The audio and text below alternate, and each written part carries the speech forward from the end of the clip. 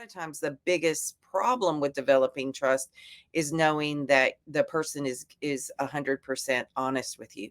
And it really is more difficult, I think, than it sounds. Trust you and you can trust me, then we know that whenever things come up, tough times come, difficult situations come, we're going to be fine. We're going to work through it. We're going to handle it. Well, hey there, gang. It's Jim. And Christy. Jacobus with your Marriage Matters podcast. And today, babe, we are doing an episode on a very important word that we're going to get into in just a little bit. But tell everybody where we're at right now. We are traveling through the great state of Texas, and we're on an RV trip that's 25 days.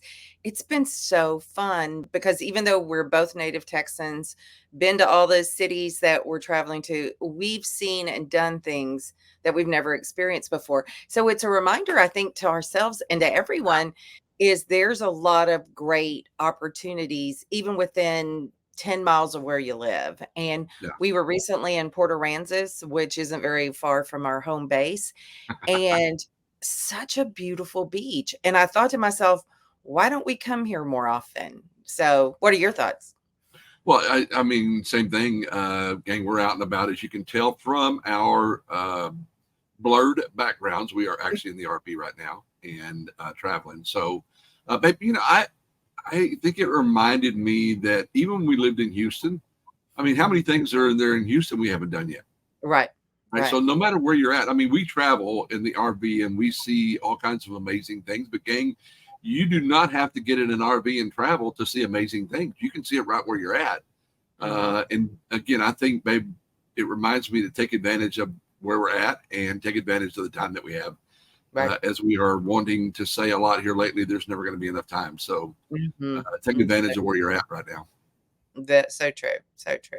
Yeah. And again, being in Port A, I mean, we went on a golf cart tour of 8 places. And of those 8 places, 6 of them you and I had never been. It was fascinating. So anyway, so today, gang, we're going to talk about the word in marriage that we think is so important. And that is the word trust. And babe, I feel like you and I have gotten to a place where we really trust each other, but it hasn't been easy getting there. It's taken a while, and I think there's a lot of reasons why we want to learn how to trust each other, and just some of those that we listed here, gang, are pretty simple. To me, babe, trust is a foundation for, as it says, emotional connection.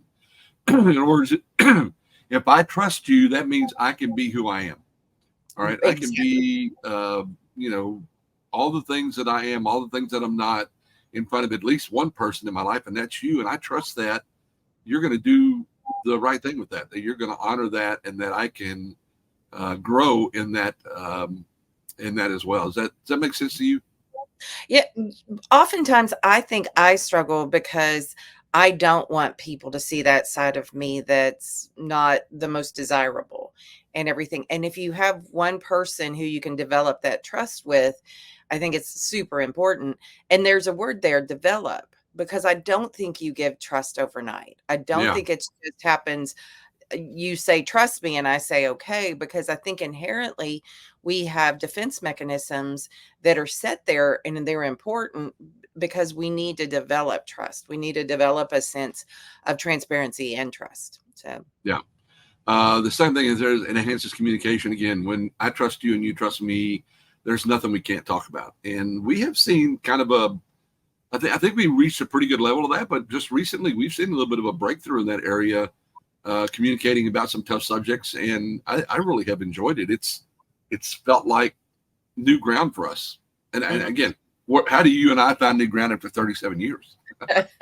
Well, I think you said something too. It was a difficult subject to maneuver. And I think both of us struggled with bringing it up, more so probably me than you, because of my thing of not wanting to have conflict in our relationship. And I think it's one of those things that we don't necessarily see eye to eye on, but being willing and being able to bring up the tough stuff does enhance your trust. And, the communication about the tough stuff is vitally important. Yeah. Then the next one says there it promotes relational stability. And again, the whole idea is if I can trust you and you can trust me, then we know that whenever things come up, tough times come, difficult situations come, we're going to be fine. We're going to work through it. We're going to handle it.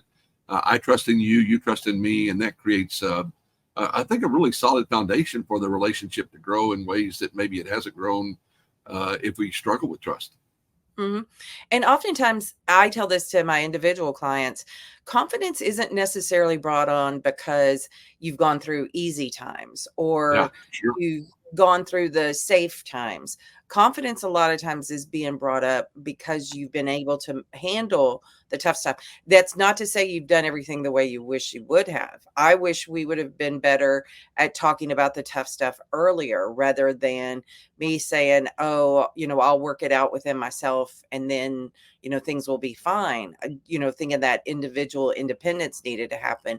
So confidence a lot of times is built because of the trust you have in each other because you've been through the hard stuff. Yeah, Mm. for sure. And again, easy times don't create any growth or whatever. It's always the tough times that do. So, and then when we go through all that, we have a stronger bond. We're tighter together. We depend on each other. We trust each other. That creates a great bond. And all of that encourages you and I to both grow and develop and get better. It's, if I can say, hey, look, this is an area I need to get better in. This is an area that Team Jacobus gets to better in, needs to get better in, and you are locked in there with me, then there's no limit to how much we can grow and get better. So true. So true.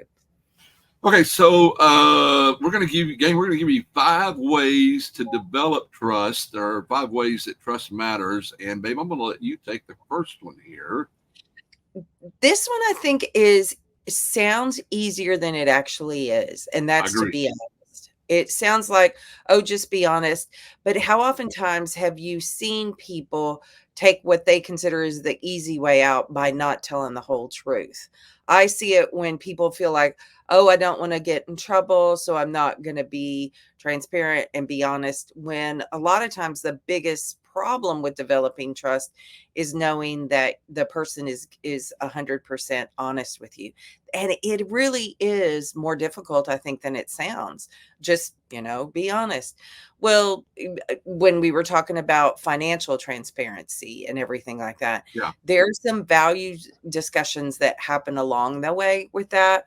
And to be honest with my falling short or the things I haven't done well, and bring that up in a spirit of transparency and being honest, it means you have the information you need to make the best decision possible.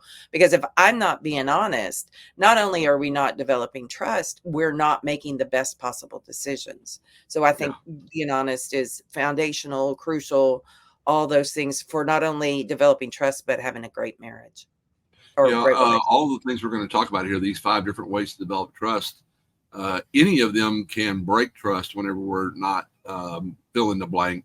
But I think this one is the one that really causes the most trouble. If we're not Mhm. honest with each other, what is it we used to say a lot?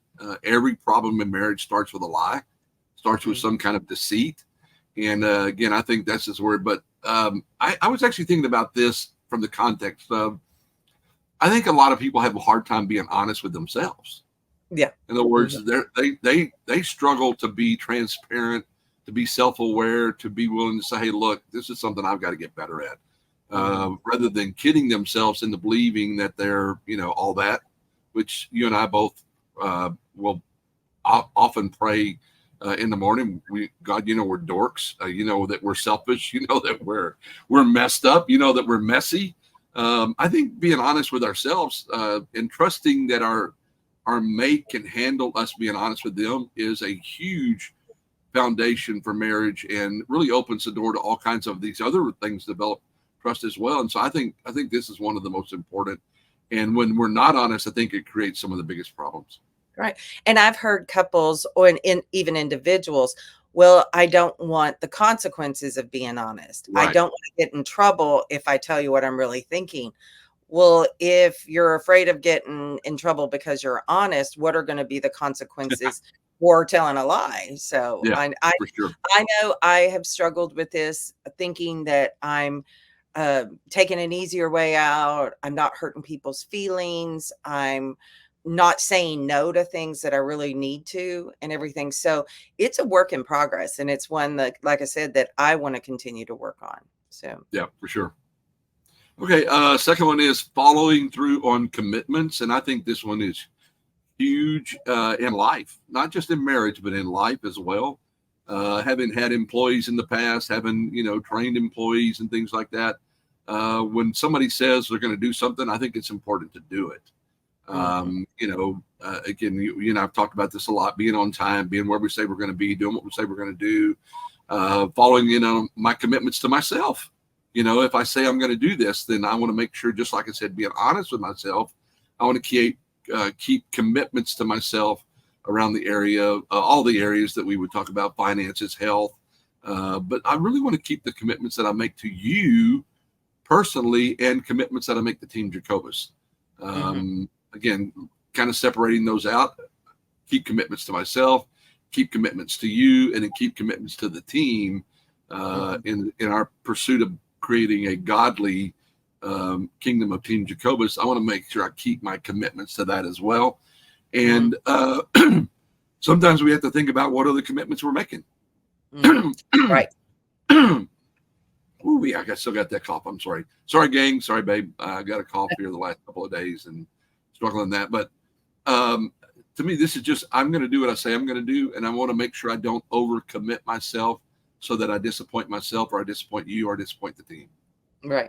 Right. And I think the thing that makes this difficult is setting those boundaries, or when people have, conflictual commitments that all are high priorities. We've talked about people during different stages and seasons in their life, all the commitments that they have to go through, and sometimes setting boundaries so that you're not overcommitted or you're Right. not stretched real thin too, can be one way to work on that.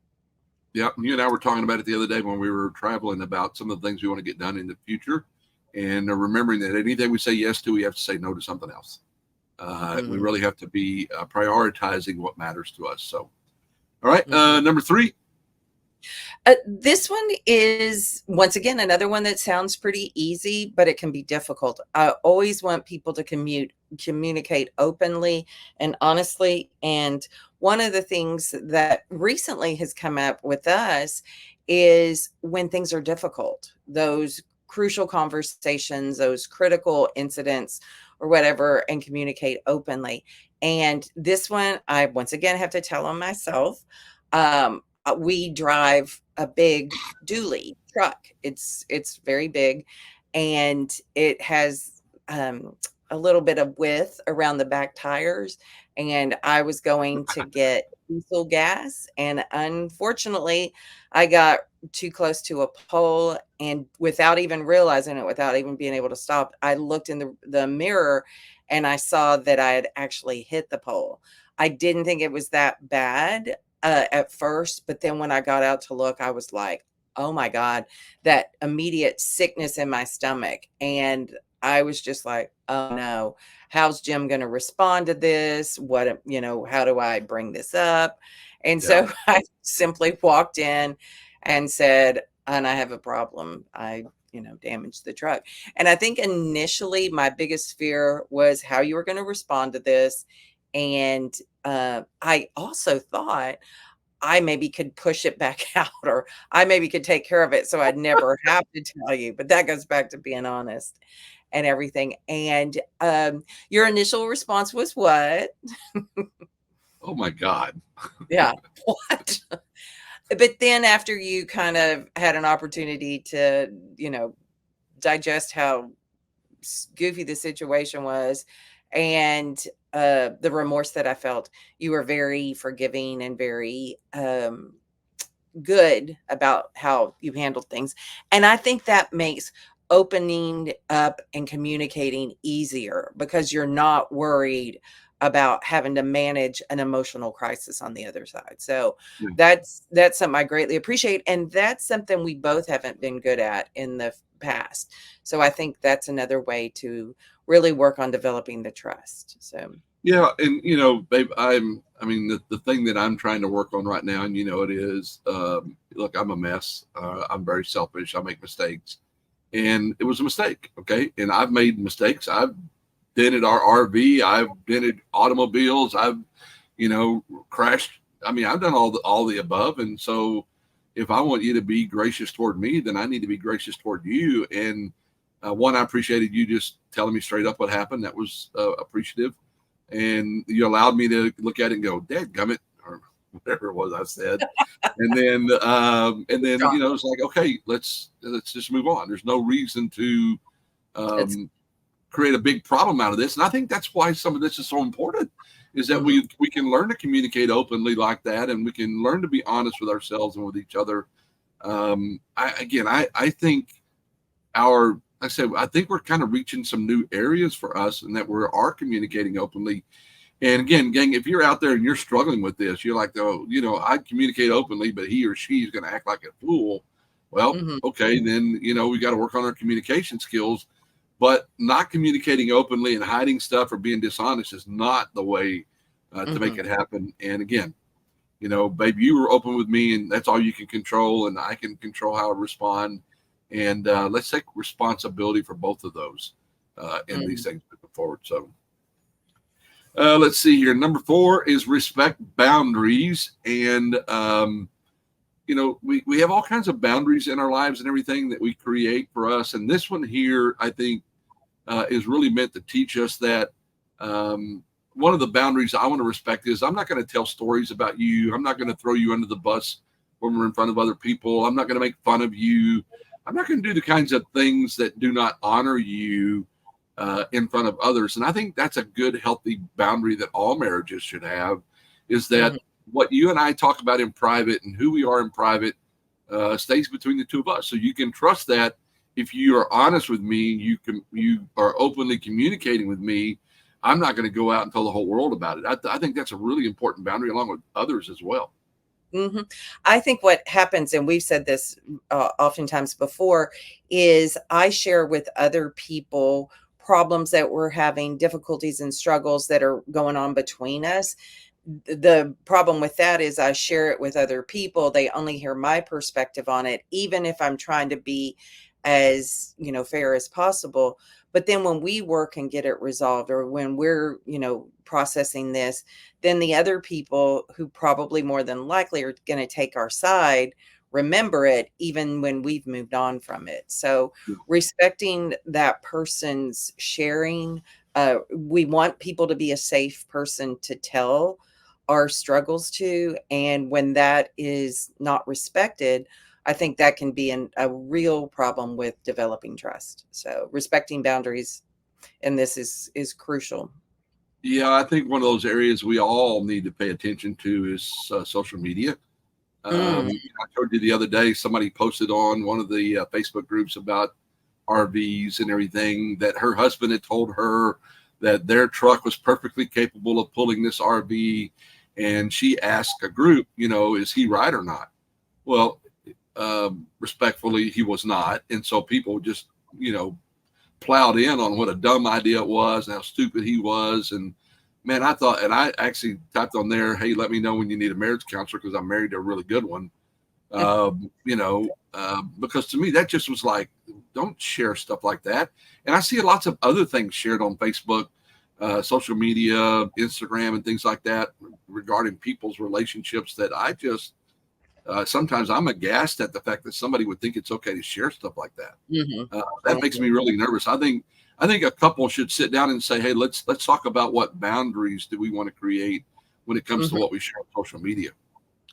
So true. Yeah, I know Jason and Caitlin are really careful about what they share from the standpoint of pictures of the kids, and they want us to be careful about that, and I respect that boundary. I think those are the kinds of things we should sit down and talk about. Just ask myself, if I post something about you on social media, does it honor you? Does it lift you up? Does it make you put you in a good light? Not that we want to be fake or anything like that, but what's the purpose of it? And is it a good thing for you? Is it a good thing for me? Is it a good thing for our marriage? And quite frankly, I like to post really wonderful things about you because that's who you are. And I read an article not too long ago that said 5 reasons why it's important to brag on your spouse. And it wasn't about you as much as it was about why it would benefit me to brag about you. And so I just think we've got to be careful about those kinds of things and be respectful about the boundaries that we set up. Do you see that in social media as well? I think. Oh, yes. And I think a lot of times people, as we've all seen, can air their dirty laundry, put stuff out there that once it goes out there, Yeah, it's really next to impossible to corral it back in. And once you've done that, the repercussions can be so difficult to deal with. So, yeah, and a lot of times it's done out of anger, or it's done out of, and sometimes people think they're being funny when they, make fun of their spouse. And how would you like it if it was the shoes were on the other foot or the roles were reversed? So yeah. I think respecting boundaries, once again, so important, Yeah, you especially on said social something a media. few minutes ago. I meant to say something about. Let me just kind of jump on it real quick, and then we'll move on. The whole idea of sharing stuff with your family about your spouse, particularly when things aren't going well. Of course, your family's always going to take your side, and even though they know you're a knucklehead, but then your spouse is going to be a second-class citizen anytime they come around family events, and so I think that's something we've got to be really, really careful about. I know you love your mom, I know you love your dad, your brothers and sisters, but again, like you said, they're only hearing half the story, and so I think it's a little unfair to be throwing your spouse under the bus when it comes to telling your family about things that are going on in your marriage life. So, Mhm, mhm. okay, I think you have number 5 here. And be dependable. And that kind of goes back to another thing that sounds easy, but it can be really difficult. And it can simply be, if you can't do what you said you're going to do about follow through on commitments, be aware enough to say, hey, look, I can't do this morning. I can't help you, or I'm not feeling well, or any number of things to say, we're a team. I'm going to need you to step up and help me out through this, or I'm going to struggle with this right now. But I think one of the biggest challenges with being dependable kind of is, the need to meet your own need and selfish desires. What do Yeah. you think of it when you think of being dependable? Yeah, well, number 2 is follow through on commitments, and I think that's more like the day to day grind stuff. To me, this one here, be dependable, is: are you there when I need you? All right, are Mm, you there when I'm hurting? Are you there when I'm scared? Are you there when my folks need help? Are you there when fill in the blank? In other words, can I mhm, depend on you when it gets tough? Not are you going to do what you say you're going to do? Of course, I want to depend on that as well. Not do I depend on you to be honest or anything. This to me is, can I depend on you when the chips are down? Can I depend on you when, like I said, when I'm scared, when I'm hurt, whenever life gets really tough? Are you the one person I can lean on? And babe, I will say this: you have always been so good in this area, and I think as a couple, we're really always good at being there for each other. But not all couples are. mhm, Unfortunately, some couples will use a crisis as an opportunity to demonstrate their power in a relationship. In other words, you weren't there for me, so I'm not going to be there for you. Ha ha ha. And man, mhm, what a deal breaker, what a problem creator that is. mhm. So it kind of goes back to the importance of the team, that we have to Yeah, share the load, experience the burdens together. And we've said this before too. Sometimes if one of us has a problem or one of us is dealing with something, we're both dealing with it. And yep, to be there and say, we both, you haven't felt well recently. And sometimes that means that, we don't get to do the things we would do as a couple. We have to let you rest and take care of yourself and everything. yep, And so that can be a form of being dependable. So I'm glad you brought that up, because that yep. wasn't the way that I was seeing it too. So, Again, we could have probably done 10 ways to develop trust, but here's 5 of them. Be honest, follow through on commitments, communicate openly, respect boundaries, be dependable, and understand trust in a relationship changes everything. So, babe, we haven't done this the last couple of weeks. We're going to get everybody a little homework here. And your homework is to sit down, look at these list of 5, and just ask yourself, what is one area out of the 5 that I can work on or we can work on together this week? And again, realize all of this creating trust and everything is huge. I said trust changes everything, baby. We've taught a lot in the past that real trust creates intimacy, and not just physical intimacy, but mhm, emotional intimacy as well, where I know you, you know me, we trust each other. And to me, that is really why God created marriage in the first place, so we could have that kind of relationship. So anything you want to add to the homework here before we get out of here? I think it opens up an opportunity, because it says one of the areas out of the 5. Maybe you want to discuss all of them, but because their interrelatedness is important too. So take on individual challenges. Like we said, we're going to take on challenges about working through some struggles. So maybe it's just an opportunity to start one thing. I was listening to stuff that helps us to get better with stuff every day. Work on something that you get better at. Yeah, not comparing yourself to others, but what's one thing today that I could work to get better at? And so maybe focusing on one area is something you can do, but talk about them all. Yep. So not a problem. So gang, we appreciate you guys. Thanks for being here. If you want to grab this podcast, if you want to see the show notes on this podcast, including all 5 of these listed out, you can go to yourmarriagematters.com/186. That's where the all of this will be housed, the audio, the video, everything. If you really want to keep track of what we're doing, then go to our YouTube channel, Your Marriage Matters. Like this video, subscribe to the channel, and share it with somebody. We really appreciate that. Our channel is growing. That's because you guys are helping us out. If you enjoy what we're doing, we would appreciate that support. And also, we encourage you to go join us over on our Facebook group at Your Marriage Matters, where we put all kinds of resources as well. Babe, we're not there yet, but I really like where we're at. Again, I'm going to add trust changes everything. I love the fact that you're somebody I can trust, that somebody I can lean into. And I really trust the fact that when times get tough, I know you're going to be there for me. So I can't tell you how much I love you and appreciate you. I love you too. And it reminds me of quoting from a famous country and Western song, and I trust you with my heart. And it talks about all the ways that in a relationship, we trust people with our material things and different things about us, but trusting you with my heart, I think, is one of the things that brings me the greatest amount of joy. And I love you. Well, I love your heart. You got a sweet one and everything. So, gang, there's our podcast for the week. Realize that we do this because we want you to experience everything God intended for you to. When you said I do, when you walked down that aisle, when you said those vows, we want you to get everything out of it and more than you dreamed of. Your marriage matters to you. It matters to your spouse, your kids, your family, your community, your work. Understand this, it matters to us. All right. And that's why we do what we do. So again, do us a favor, like, subscribe, and share. Go join us on our Facebook page, and we'll catch you next week, gang. Babe, I love you, and I trust you with my heart as well. Love you. Bye, gang. Bye for now.